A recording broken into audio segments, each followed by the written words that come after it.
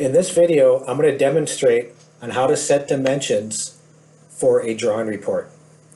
First, you need to be on the takeoff screen and then select the condition you would like to create dimensions for on the bid tree. Once you have that condition selected, click on the Select tool, then right-click somewhere in the area that you selected in the condition. Then you want to left-click on Dimensions. This brings up the font dialog box where you can set the font size. I'm going to click OK, and you can see in blue that my dimensions came in quite small. So what I'm going to do is in my area, I'm going to right-click, left-click on Dimensions to clear.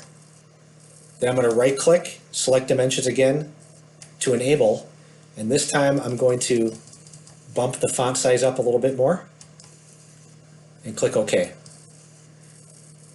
Now the font came in at a good size, and you can also grab these individual measurements by left-clicking on them and hold the mouse button down, and you can drag them around if you need to move them.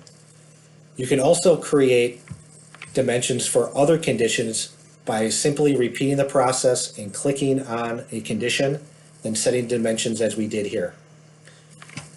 Once you have your dimensions set, I'm going to minimize my screen, and I'm going to click on my reports, and I'm going to go to the drawing report to preview it.